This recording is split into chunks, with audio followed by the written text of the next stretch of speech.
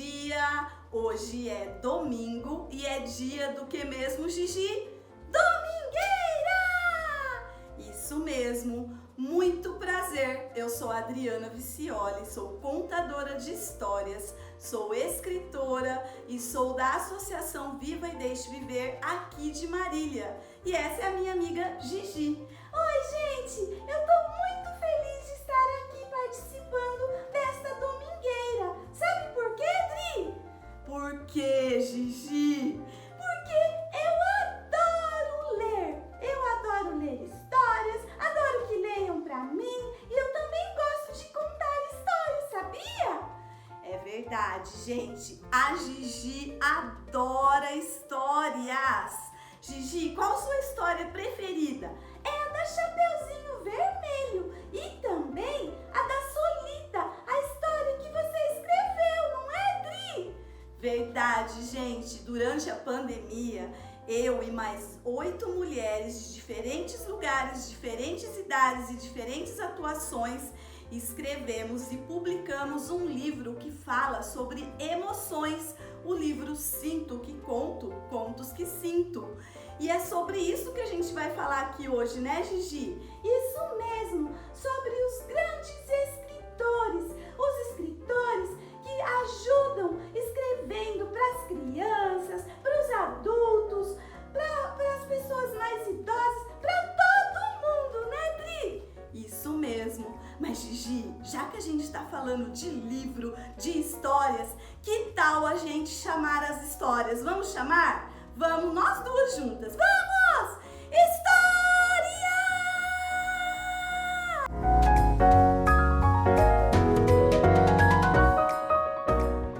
Olá, meu nome é Soraya, eu sou contadora de histórias do Viva e Deixe Viver.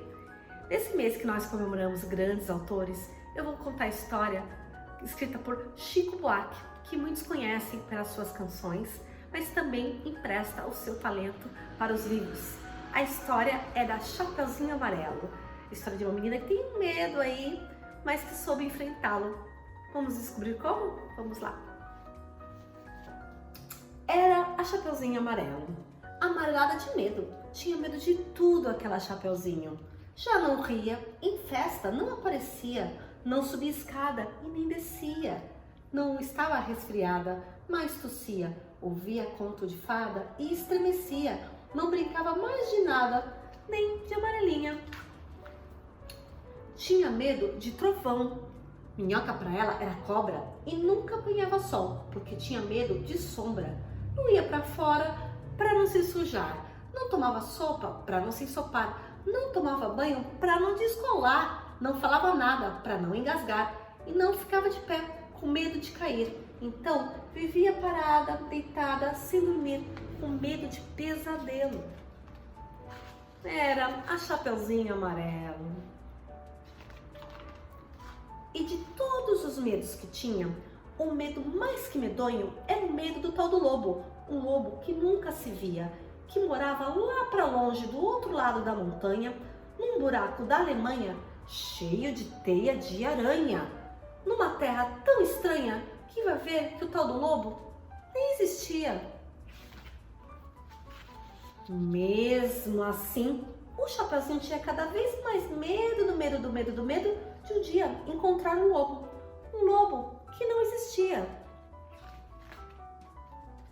Chapeuzinho Amarelo, de tanto pensar no lobo, de tanto sonhar com o lobo, de tanto esperar o lobo, um dia topou com ele, que era assim, carão de lobo, olhão de lobo, jeitão de lobo, principalmente um bocão tão grande que era capaz de comer 2 avós, um caçador, rei, princesa, 7 panelas de arroz e um chapéu de sobremesa. Mas o engraçado é que que encontrou o lobo, a Chapeuzinho Amarela foi perdendo aquele medo de encontrar o lobo. Foi passando aquele medo do lobo e foi ficando só com um pouco de medo daquele lobo. Depois, acabou o medo e ficou só o lobo. O lobo ficou chateado de ver aquela menina olhando para a cara dele, só que sem medo dele. ficou mesmo envergonhado, triste, murcho e branco azedo, porque um lobo, tirado do medo, é um arremedo de lobo, é feito um lobo sem pelo, um lobo pelado. O lobo ficou chateado,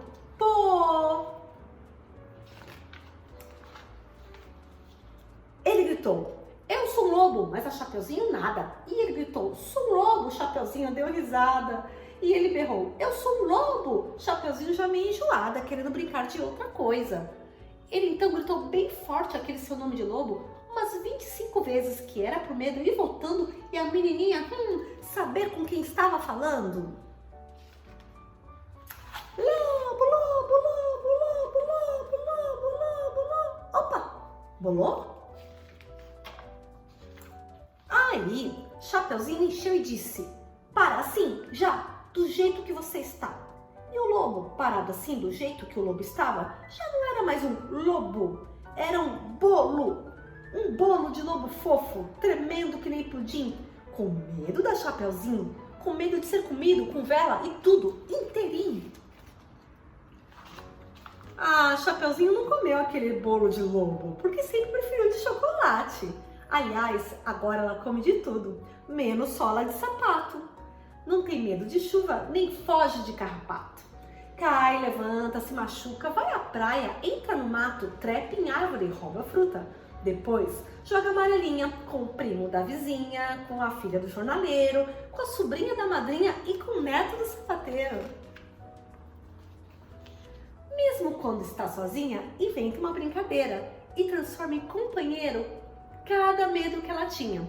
O raio virou o raio, a barata é tabará, a bruxa virou chabru e o diabo? Ah, o diabo é o bodiá.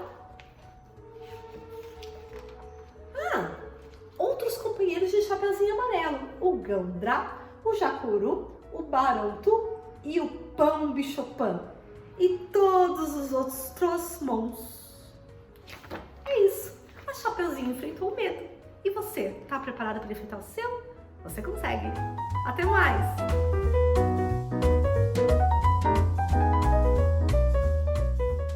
Oi, gente! Eu sou Tia Maroca, que conta história e não faço fofoca.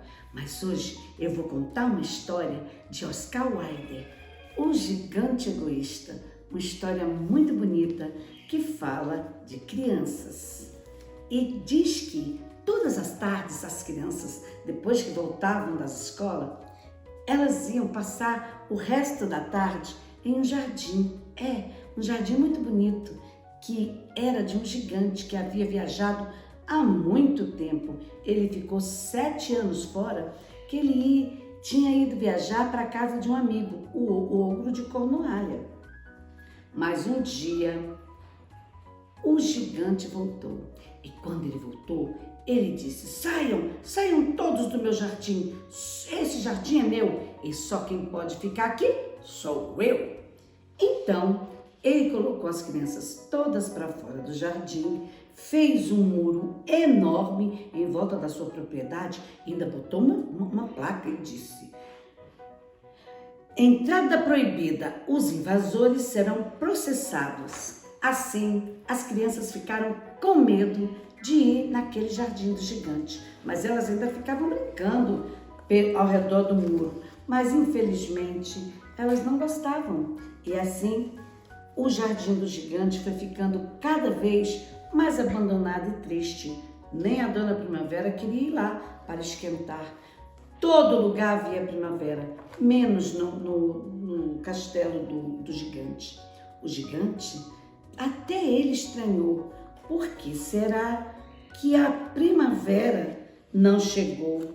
Mas o Senhor Gelo e a Dona Neve enchiam cada dia mais aquele castelo de gelo. O gigante inconformado não entendia por que a primavera não chegava. Mas um belo dia, ao acordar, ele ouviu uma voz, um canto tão bonito que ele falou, será que a primavera chegou? Então, o gigante abriu a sua janela e foi olhar, e de lá ele viu várias crianças em seu jardim. E aí ele percebeu que o que fazia o jardim dele ficar bonito eram as crianças, pois com ela também vinham a alegria, os pássaros, as flores, tudo enfim, até a primavera. Então o gigante desceu suas escadas e foi até lá. Mas no momento que ele chegou, as crianças se assustaram e o inverno novamente voltou. Mas havia uma criança que queria subir no galho da árvore. Então o gigante pegou a criança em seu colo e tudo se tornou novamente primavera. A criança deu um beijo na face do gigante e ele ficou totalmente tomado pelo amor daquela criança. Ele amava tanto aquela criança que ele não sabia explicar. As crianças então se aconchegaram quando o gigante falou: não precisam mais se preocupar, a partir de hoje todos poderão brincar novamente em meu jardim. O gigante então tirou o muro e as crianças voltaram a ficar no jardim do gigante. O tempo se passou, o gigante envelheceu, mas ele não esquecia daquela criança que ele havia tomado em seus braços. Ele sempre perguntava: vocês viram aquela criança? E a criançada dizia: não, nós não a conhecemos, não sabemos onde mora, talvez nem more por aqui. E nisso o tempo foi passando. Quando o gigante já estava bem velhinho, ele viu lá no cantinho aquela criança que tanto ele estava com saudade. E ele chegou até lá. Era inverno, mas a árvore onde ele estava coberta de flores. Então o gigante falou: que bom em vê-lo, mas ele percebeu que a criança trazia marcas nas mãos e nos pés. O gigante então falou: me diga quem o feriu. Se você me disser, eu irei ter com ele. Mas a criança apenas respondeu: essas marcas são as chagas do amor, não se preocupe. Aí o gigante então, agachando-se, ele falou: vamos brincar em meu jardim. Você já me deixou brincar aqui no seu. Agora eu te convido para você ir brincar lá no meu. É lá no paraíso. E nesse instante, o gigante adormece e vai para o paraíso. Paraíso com Jesus. As crianças então cobrem os gigantes de flores. E aquele gigante que era egoísta, agora sim, não era mais. Porque Deus mandou que Jesus se tornasse criança para ele entender o quanto devemos respeito às crianças. E essa é a história do gigante egoísta. Para essa domingueira do Viva, um beijo da tia Maroca, que conta a história e não faz fofoca.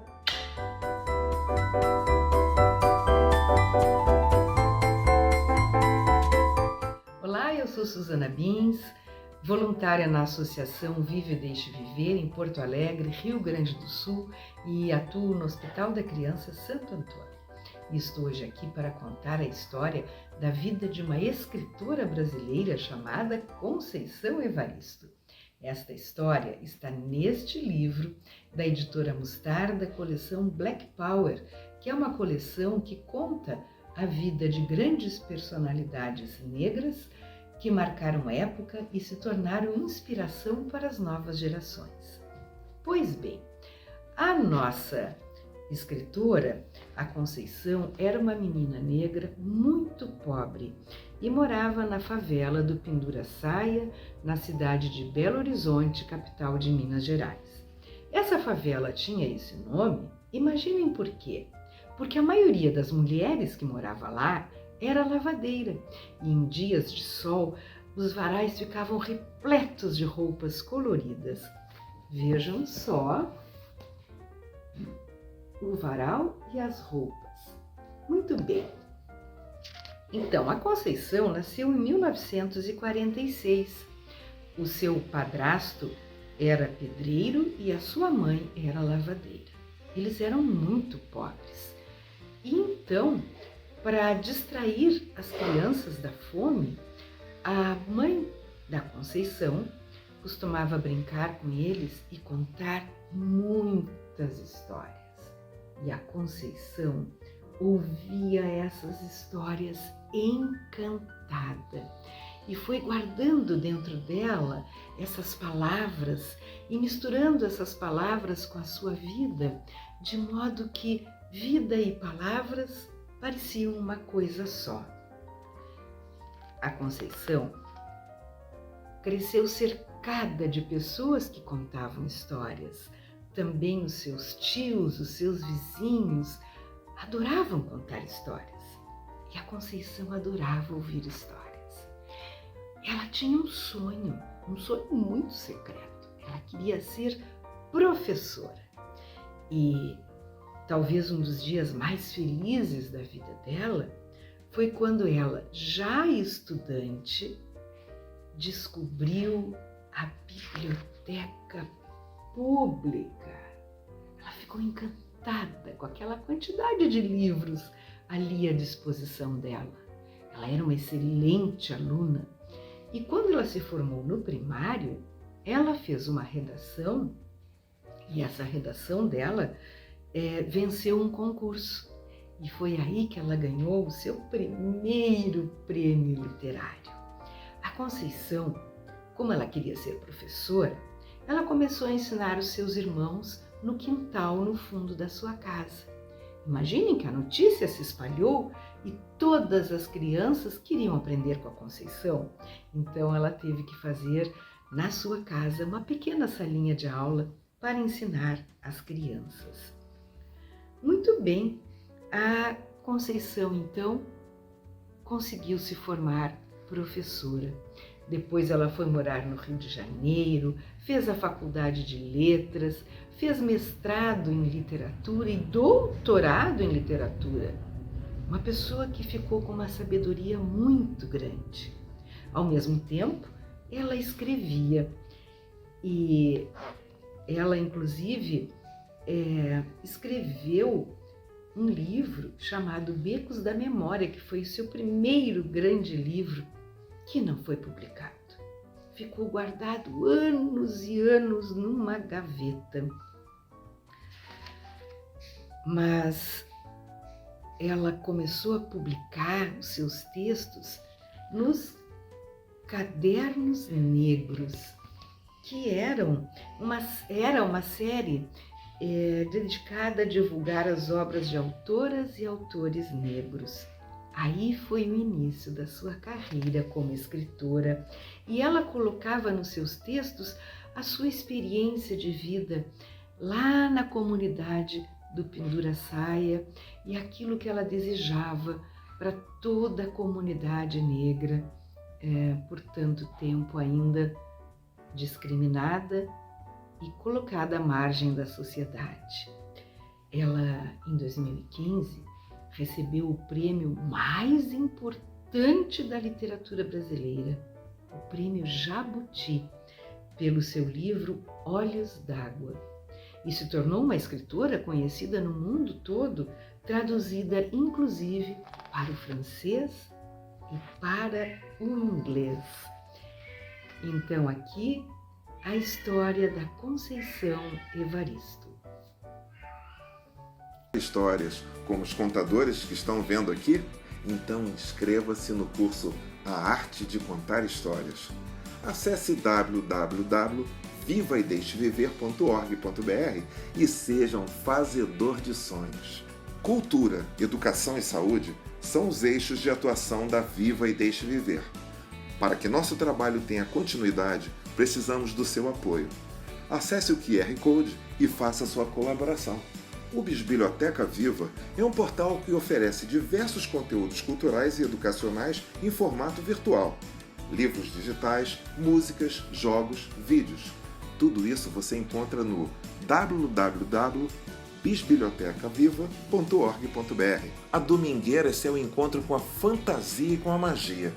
Aqui você encontra histórias que despertam a sua imaginação. É nas manhãs de domingo. Confira a programação e venha se divertir com a gente. Crocovid-19, Moléstia Futebol Clube e Dr. Emílio Ribas são alguns personagens que você encontra no livro Viva Futebol Clube, versão Coronavírus. Nele você se diverte enquanto aprende a importância de fazer a higiene das mãos. O estímulo à leitura e a promoção da cultura são capazes de aprimorar as relações humanas. Você pode fazer parte dessa construção participando da campanha 1 milhão de amigos. Com apenas R$10, você contribui para a sustentabilidade dos projetos da Viva e Deixe Viver. Faça sua parte e convide seus amigos. E aí, Gigi, você tá gostando das histórias? Gente, eu tô adorando as histórias. Meu Deus, quantas histórias lindas, não é mesmo, Dri? Isso mesmo, Gigi. Esse mês, né, essa domingueira tá sendo especial para homenagear os escritores, sabia? Que legal, gente! Então, você também vai ser homenageada, porque você também é uma escritora, não é, Dri? Isso mesmo! Durante a pandemia, eu e mais 8 mulheres escrevemos um livro infantil que se chama Sinto que Conto, Contos que Sinto. E é um livro que fala sobre emoções. E Gigi, será que vai ter mais histórias? Vai ter mais histórias. Mas, gente, antes disso, vocês que estão assistindo, escrevam aí no chat hashtag Domingo na Viva e hashtag Domingueira Viva. E vamos a mais histórias.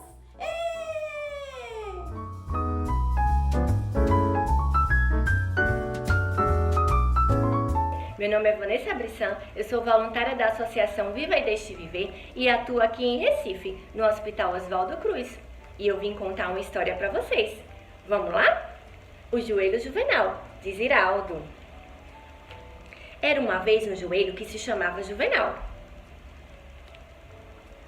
Juvenal tinha um problema, coitado. Ele vivia todo escalavrado. Também, quem mandou o Juvenal ser joelho de um menino levado? Juvenal queria muito aprender língua de menino, só para falar assim: menino, tenha dó de mim. Mas quando o esfolado sarava, Juvenal bem que gostava de correr e de saltar. E ele se desdobrava e se dobrava outra vez, todo alegre, pois sabia que indo e vindo fazia seu menino feliz. E ficava muito atento, conversando com o pé, pois joelho e pé se falam. Cuidado aí, companheiro. Pode ser que no meio do caminho tenha uma pedra. Tem uma pedra no meio do caminho. E aí você tropeça e quem vai sofrer sou eu. Mas não adiantava nada. O pé sempre tropeçava. E lá ia o Juvenal outra vez para a enfermaria. Às vezes, o Juvenal adivinhava que alguma coisa não ia muito bem lá em cima. É que às vezes o menino ficava triste e pensativo, como acontece com todo menino do mundo.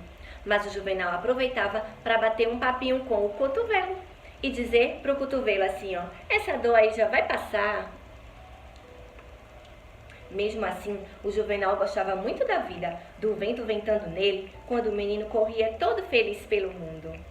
E Juvenal adorava quando a água lhe batia até onde ele se achava, para ver se a água dava no pé.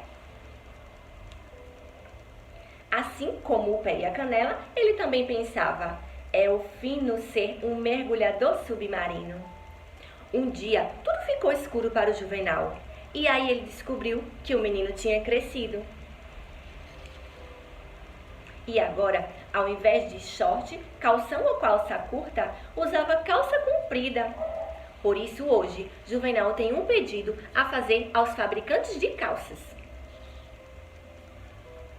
Que tal criar um modelo de calça sob medida que tenha 2 buraquinhos para o Juvenal ver a vida? Assim me contaram, assim vos contei. E aqui termina o Era Uma Vez.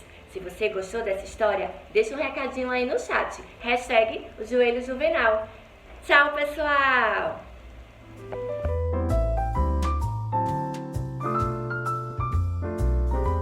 Olá, eu sou Miriam, da Viva Deixe Viver Salvador, a primeira capital do Brasil. E hoje eu vou contar para vocês a história da ovelha perdida, que será uma adaptação desse livro, O Príncipe Contador de Histórias, de Ellen Pestily. Então havia um pastor com 100 ovelhas, e era interessante você ver o relacionamento deles com as suas ovelhas. As suas ovelhas, elas conheciam a voz do pastor e elas o seguiam. E o pastor, por sua vez, amava tantas ovelhas que conhecia cada uma delas. Acredito que pelo nome. E esse amor também era tão grande que ele seria capaz até de dar vida por elas. E as ovelhas, elas moravam no aprisco. E o pastor, todas as manhãs, pegava essas ovelhas e saía com elas para passear. E nesse passeio, elas caminhavam, elas bebiam, comiam, pulavam, brincavam e depois descansavam. E um certo dia, quando o pastor saiu com as suas ovelhas, uma delas, acredito que não era tão obediente, mas muito curiosa, resolveu que queria experimentar o capim da grama da fazenda vizinha. E ela, mais que depressa, saiu bem devagarinho, passou por debaixo do arame farpado e rapidinho estava lá na fazenda. E aí experimentou daquela grama ela é muito mais macia, pensou a ovelha. E aí ela comeu tanto que ficou pesada. E aí deitou e dormiu. E depois de um tempo que ela estava dormindo, ela ouviu um barulho e ela assustou. E quando olhou, estava vindo em sua direção um homem montado num cavalo. E ela ficou meio assustada, mas depois esse homem carregou ela e levou com ele. E ela pensou, ai, que dia de aventuras. Só que esse fazendeiro, ele não era uma pessoa tão boa. E ele levou a ovelha e colocou ela lá na baia. Baia era onde moravam os cavalos, porque ele era um criador de cavalos, aquele fazendeiro. E colocando ela lá na baia, o que aconteceu? Fechou a porta com uma tramelinha. E agora a ovelha estava lá dentro. Ela ficou tranquila. Mas de repente, quando ele ia saindo, ele olhou para a ovelha e falou, essa ovelha vai dar um bom almoço. Ai, e agora ela ficou assustada, com medo. E agora ela ficou pensando, como eu vou sair daqui? Ele vai fazer um almoço comigo? Não, eu preciso fugir. Como eu posso fazer isso? E ela ficou assustada, ela começou a pular. E até que de repente ela conseguiu tirar aquela tramelinha. E aí ela começou a voltar para perto do pastor, para procurar o pastor. Só que ela estava ainda pesada de tanto que ela tinha comido. Mas nesse momento também, o pastor queria voltar para o aprisco com suas ovelhas. E ele olhou, contou e deu por falta de uma ovelha. E ele deixou as 99 e foi atrás da ovelha que estava perdida. Enquanto ele andava, acredito que ela tinha um nome. E poderia ser Memé. E ele saiu gritando, Memé, onde está você? Cadê você? E quando ele olhou distante, ele viu uma bolinha branca. E ele correu até lá. E para sua surpresa e alegria, era a Memé que estava ali. E ele pegou a Memé, deu um abraço gostoso e colocou Memé no seu ombro. E voltaram para junto das 99. E encerrando essa história, o príncipe contador, ele diz assim, que para Deus somos como suas ovelhas. E se um dia na vida alguém se distanciar dele, ele vai atrás, assim como o pastor foi atrás da ovelha perdida. Ah, esqueci de falar. Esse príncipe contador de histórias é Jesus. Tchau, até a próxima!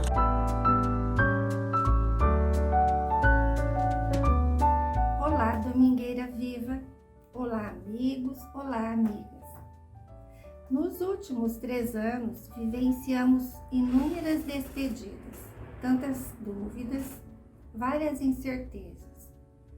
Porém, estarmos reunidos neste momento, com este aqui e agora, nos oportuniza vivenciar encontros, reencontros, esperança e a certeza de que a partir das histórias e através das histórias, a realidade pode ser recriada, recontada e revisitada neste nosso maravilhoso lugar de sonhar.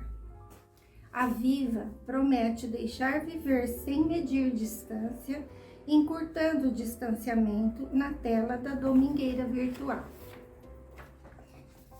Eu, Enelis, aqui de Marília, estou a bater em sua porta. Ô de casa, posso entrar? Venho te contar que os autores Jim Henry e Richard Jones me contaram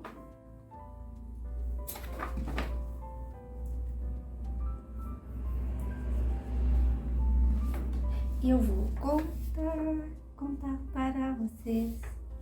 Vai começar. Era uma vez. A Ana e o Pedro eram os melhores amigos. Viviam lado a lado à beira de um grande lago. Juntos andavam de barco, brincavam no balanço, cantavam, mas o que mais adoravam era fazer aviões de papel. No inverno, quando os gansos se juntavam no lago, a Ana e o Pedro lançavam aviões no ar, tentando alcançar as aves lá em cima. No verão, quando os gansos se vão, sobem as colinas e lançam os aviões a descer em círculos até a casa. Talvez um dia, pensam eles, conseguiremos fazer um avião que seja capaz de atravessar o lago. Um dia, chegou a notícia que o Pedro e a família se mudariam para outra cidade muito longe dali. Ana e Pedro ficaram destroçados. Como continuariam a ser os melhores amigos se estariam tão longe? Prometeram que nunca se esqueceriam um do outro e então trocaram aviões na despedida. À medida que os dias passaram, os amigos separados por um oceano, tristes, sentiam mais e mais saudades um do outro. Chegou o inverno. Os gansos regressaram. Ana teria que lançar aviões sozinha. Lágrimas quentes e zangadas caíram-lhe dos olhos. Desanimada, ela pegou o avião que o Pedro lhe dera, o esmagou no chão. Porém, naquela noite, ela ouviu o som dos gansos a chamá-la. Foi até a janela do seu quarto e viu seu avião lá embaixo no jardim, mas estava bem diferente. O avião do Pedro estava como novo. À medida que o vento agitava as asas do avião, ele ficava maior. Rapidamente, ficou grande o suficiente para ela subir a bordo. Depois de uma rajada mais forte, fê-lo voar e, através da terra, atravessou o mar. Mais à frente, ela viu um objeto no céu. Sim, era o avião que ela dera a Pedro. E ali estava Pedro a acenar e a sorrir. Os dois pilotos voaram juntos destemidamente, rodopiando no ar, subindo e descendo. Mas o sol começou a nascer e Ana percebeu que tinha que partir. Num abrir e fechar de olhos, já estava de volta ao seu quarto com o avião do Pedro na palma de sua mão. À hora do almoço, chegou um pacote para ela. Lá dentro estava um avião novo, porém sem asas. Junto havia um bilhete do Pedro, pedindo-lhe ajuda para completar o avião, que ninguém sabia fazer tão bem asas como ela. Ana trabalhou a noite e o dia durante semanas e na primavera conseguiu terminá-lo. Feliz correu até o lago, com a mão lançou o avião no ar, elevando-o o mais alto possível até que o avião ultrapassasse o último ganso e assim atravessou o lago. Desta forma, Ana e Pedro perceberam que continuar fazendo aviões, lançando intenção de alcançar um ao outro, os aproximaria como nos melhores tempos e os melhores aviadores do mundo. Atenderam e atentaram que nunca estariam demasiadamente longe se a distância entre eles estivesse ligado entre o céu e a terra pelo afeto. Esta é a história de Aviões de Papel, de Jean Homery, Richard Jones. Ela entrou pelo céu do HC de Marília em direção ao seu imaginário. Agradeço a energia dos seus olhinhos curiosos e seus ouvidos amorosos. A despeito da distância, feliz domingo para você. Viva com alegria. Até a próxima.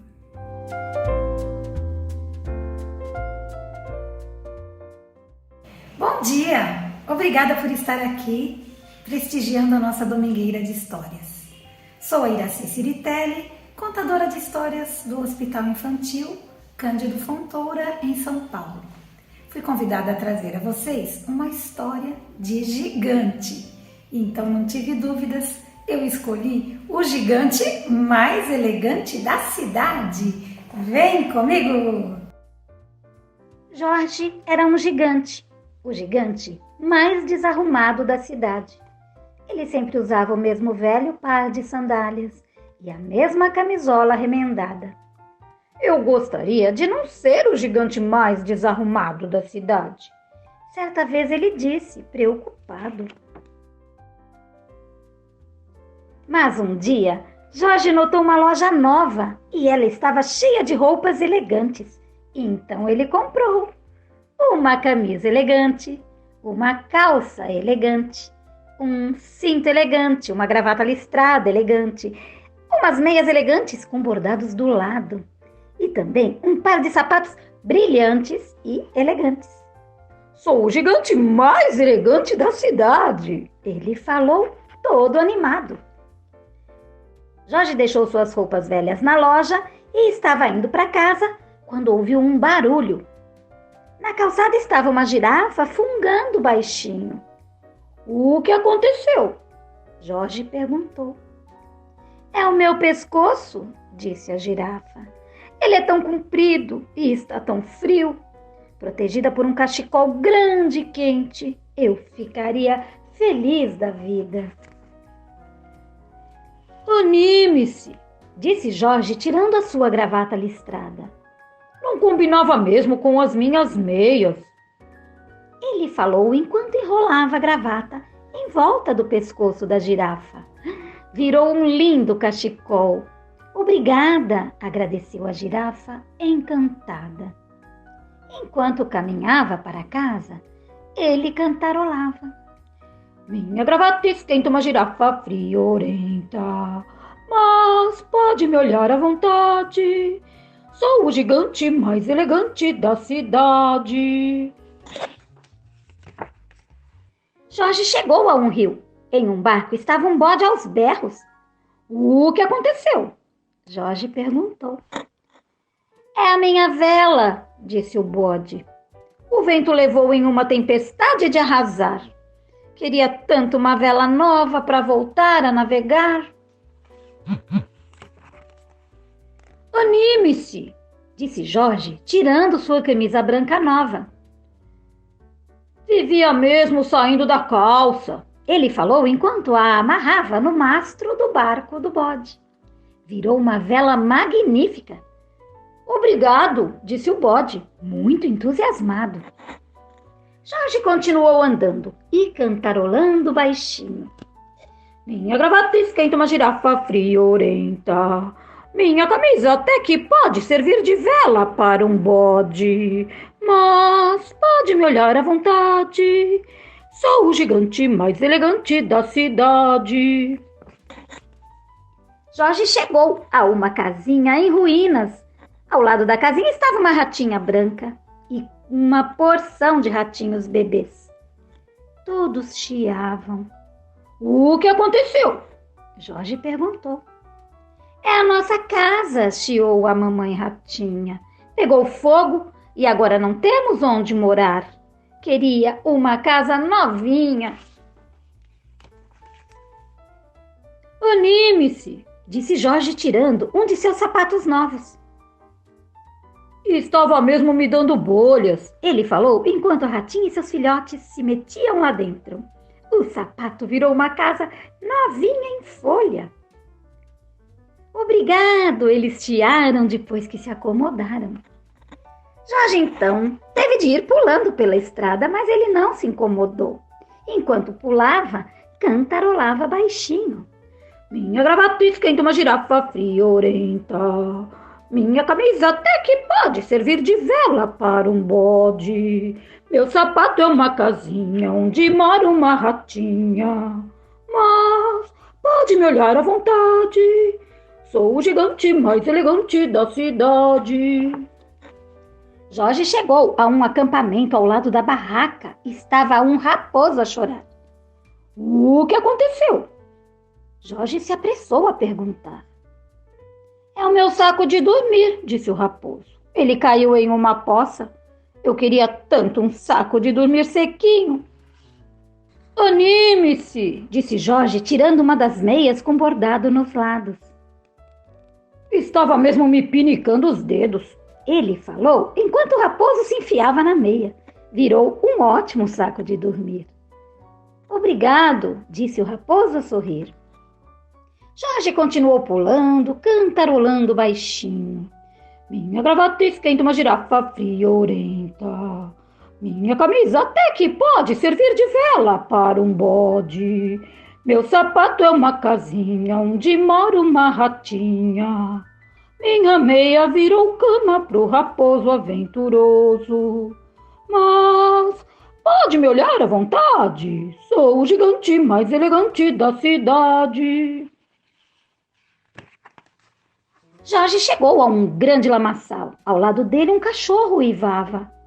Alguma coisa estava fora do normal. O que aconteceu? Jorge perguntou. É este lamaçal, falou o cachorro. Eu preciso atravessá-lo, mas fico afundando na lama. Ter um caminho seco e seguro seria muito bacana. Anime-se, disse Jorge tirando seu novo cinto elegante. Estava mesmo apertando minha barriga, o gigante falou, enquanto colocava por cima da lama. Agora sim, o cachorro podia passar sossegado. Muito agradecido, disse o cachorro, comovido. O vento começou a soprar, mas Jorge nem ligou. Continuou pulando, cantarolando baixinho. Minha gravata esquenta uma girafa friorenta. Minha camisa até que pode servir de vela para um bode. Meu sapato é uma casinha onde mora uma ratinha. Minha meia virou cama pro raposo aventuroso. Meu cinto é um caminho legal para o cachorro cruzar o lamaçal. Mas minhas calças estão caindo. Sou o gigante mais gelado da cidade. De repente, Jorge sentiu-se triste, com frio e nem um pouco esperto ou elegante. Ficou num pé só e pensou. Vou ter de voltar até a loja e comprar mais roupas. Virou-se e foi pulando de volta até a loja. Mas quando chegou, ela estava fechada. Oh, não! Exclamou Jorge, sentando-se na calçada da loja, enquanto uma lágrima lhe escorria pelo nariz. Ele se sentiu tão triste quanto todos os animais que ele havia encontrado no caminho de casa. Aí, pelo canto do olho, ele viu uma coisa familiar dentro de uma sacola e foi ver de perto. Minha camisola! Ele gritou. Minha velha camisola querida! E as sandálias? Jorge as vestiu, sentiu-se muito à vontade. Sou o gigante mais satisfeito da cidade! Ele gritou e foi dançando pela rua até chegar em casa. Em frente à porta de sua casa estavam todos os animais que ele havia ajudado. Traziam um presente de tamanho avantajado. Vamos, Jorge, eles falaram. Abra logo. Jorge desamarrou a fita e dentro do pacote havia uma linda coroa de papel dourado e um cartão. Leia o cartão, Jorge, disseram os animais. Jorge colocou a coroa na cabeça e não esperou mais. O cartão dizia: sua gravata esquenta uma girafa friorenta. Sua camisa até que pode servir de vela para um bode. Seu sapato é uma casinha onde mora uma ratinha. Sua meia virou cama para o raposo aventuroso. Seu cinto é um caminho legal para o cachorro cruzar o lamaçal. Então aqui está, uma coroa de verdade para combinar com as sandálias e a roupa do gigante mais amável desta cidade. E o que há de mais elegante do que ser gentil? Essa é a história de Jorge, que se transformou no gigante mais elegante do planeta. Até a próxima! E aí, Gigi, você gostou das histórias da Domingueira? Gente, eu adorei mesmo, muito legal. E aí, Dri, só que eu sei que tudo que é bom dura pouco, né, Dri? É verdade, mas saibam que vocês podem assistir outros vídeos das Domingueiras, vocês podem assistir no YouTube, vocês podem encontrar a gente no Instagram. E também, se você tem o desejo de fazer um curso para contar histórias, se inscreva nos cursos da Associação Vive e Deixe Viver. E agora, Serafim, Serafim, a nossa história chegou ao fim. Tchau, gente!